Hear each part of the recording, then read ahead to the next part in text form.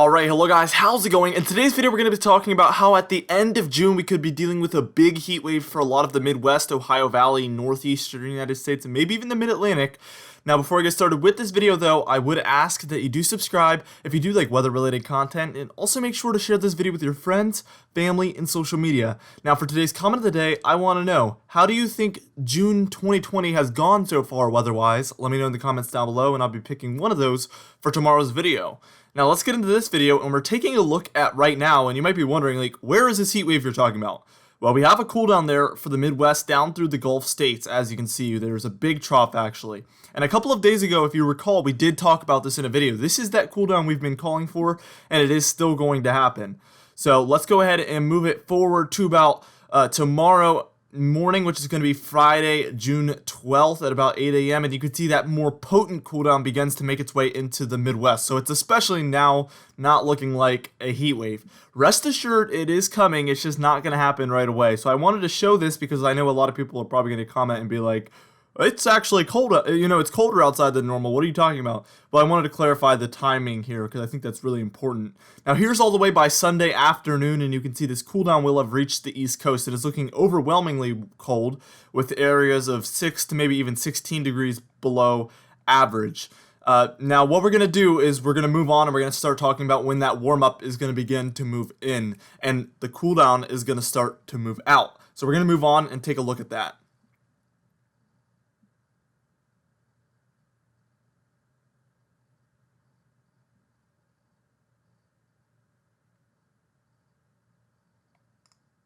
Alright, and here we are by about Wednesday, June 17th at about 2 a.m. The hour doesn't really matter at this point, but we can see that the cool down is still around for areas in the Ohio Valley and the Gulf states there, as well as the South Central United States. But take a look for the Four Corner states up through the Great Plains and up through portions of the Midwest. You can see that there is a bit of a warm-up, and believe it or not, that's actually what's going to become our big warm-up that could potentially be a heat wave for a lot of regions, because it's going to be quite potent. It's going to have a lot of warm air with it, and it's going to be well above normal temperatures.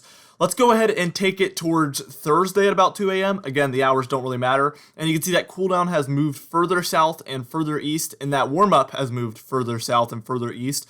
We're seeing Wisconsin, Minnesota, Michigan getting included here, as well as some areas there in the northeastern United States. But it's mostly these reds and these pink shades that we're worried about. Those are going to begin to really fill in for a lot of the Ohio Valley, the Northeast, and other regions in the Midwest as well.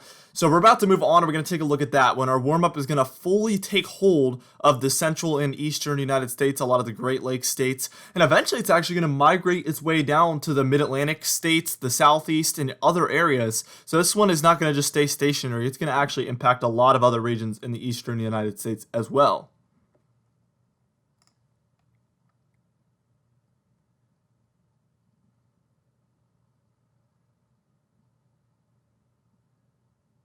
Now, by this frame, we're taking a look at about Friday afternoon, June 19th, so almost it's a little bit more than a week away, one day more than a week away, and you can see that that warm-up has really began to move into the Great Lakes states. Look at that for Wisconsin, Illinois, I think right by Chicago actually, the Upper Peninsula there of Michigan, and a lot of the northern regions in the Lower Peninsula there of Michigan as well. We're seeing those very, very bright pinks. That's areas that are going to be, 12 to 20 degrees above average, which is going to bring you guys some very, very hot temperatures if that was to verify. Also, a lot of the New England states as well as upstate New York. We see areas up there receiving those pinks in even darker shades, so maybe 8 to 16 degrees above average there as well. Also notice the Gulf states getting involved here. The entire Ohio Valley and the northeastern United States is included, but we also see those Gulf states included.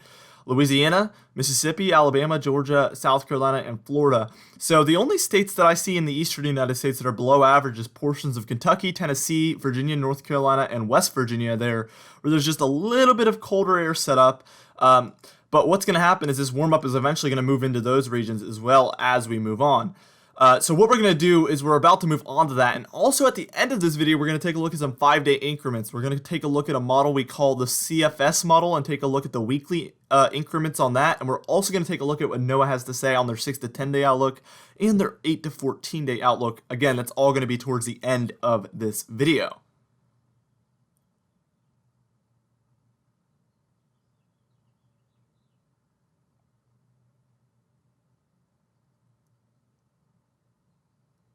All right, now here we are taking a look.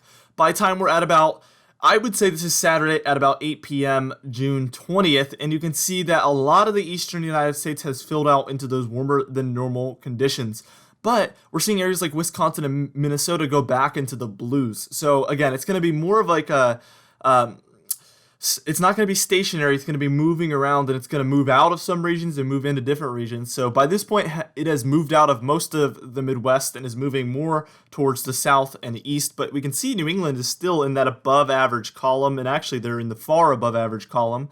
And still the Ohio Valley is holding on strong in the Northeast and the Gulf states as well, but we're just seeing that move further south and further east. Let's go ahead and take it to about the afternoon of Sunday, June 21st, so we're exactly 10 days away now, and you can see that a lot of the Gulf states in the southeast have now completely switched from blue to warm, and actually they're in that kind of 6 to 12 degree above average range, which is going to be in the well above average range, and we still see New England in those pinks. So I guess if you have to pick one area that's going to be the most impacted by this, it appears at this point New England is going to be most impacted because they've stayed in these pinks for days now, days and days and days, which is going to bring 90s to some regions, which is definitely a heat wave. I think 3 days in a row is of 90 degrees plus is a heat wave.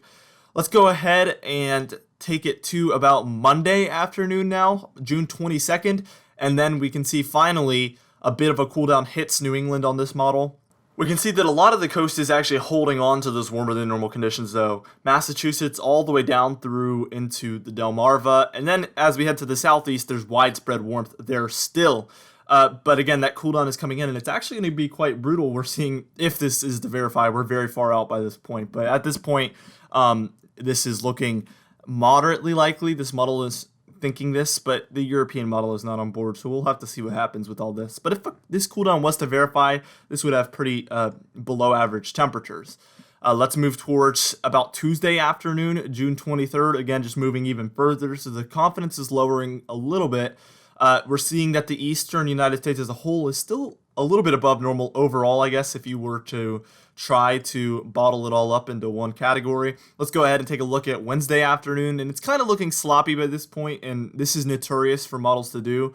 They really love to just kind of look like, I always say it looks like a toddler finger painted all over the map here with different colors, blues and reds, and that's what this looks like, and that's usually not what a weather pattern would actually look like in real life. So this tells me the accuracy has probably gone down the drain by this point.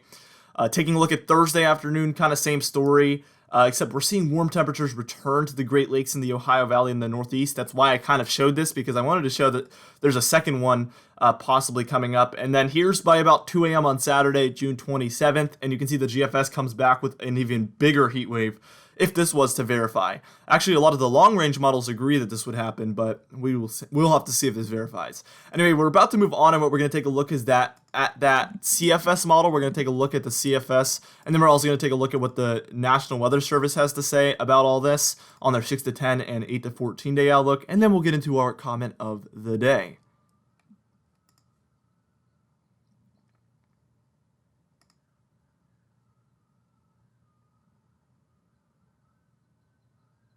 All right, now this is the next, I would say 7 days or so, and we're going to be taking a look at the 11th through the 18th of June here, which is today all the way through a week from now.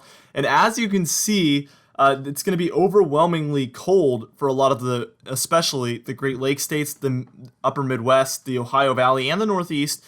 Basically, we're having a cold air pattern in the eastern United States. But as we switch it to the 18th through the 25th, you can see it completely flips on this model. So from the 18th through the 25th, and that's exactly that time frame I've been eyeballing throughout this video, that's where we're talking about this big switch up in the pattern, and that's that heat wave right there for the Midwest, the Great Lakes, and the northeastern United States especially, but pretty much all of the eastern United States as a whole will be feeling some sort of impacts from this one, but especially the Great Lakes and the New England states. Now, here's what NOAA has to say. Here's their 6 to 10 day outlook, and look, they already have the warm up kind of starting here because this is the 16th through the 20th. But you can see, again, remember, the the southeast holds onto that cold a little bit longer than the rest of the regions, so you can see that right there. But as we head to the 8 to 14 day outlook, you can see that completely clears out, and this is going to be for the 18th through the 24th. But still, the Midwest, Great Lakes, Ohio Valley, and New England states holding on to that warmth. So there's a big switch up coming, even though we've been in an overwhelmingly warm pattern, and now it's kind of going to be heading towards a colder pattern for a little bit. It's definitely looking like it's going to rebound into a very, very warm pattern that, again, could be a possible heat wave, actually, for a lot of regions as well. So this is going to, summer's going to kind of make a comeback even better than it did before. Anyway, for today's comment of the day, I asked you guys, what is your best hail story that you have? And Upstate Aviation gave a really good story about a couple years ago when they were in Lowe's, a severe warned storm blew over and dropped quarter-size hail on the building, but since it was a warehouse, it was really loud. And I honestly, listening to this story, I could just imagine how loud that would actually be, and I never really thought about that. If you were in a Walmart or any sort of store like that, how loud hail would actually be, and I would love to experience that definitely in my lifetime, so hopefully I do. Anyway guys, thank you so much for watching this video. Again, be sure to share it with your friends, family, and social media. I will see you guys in the next video.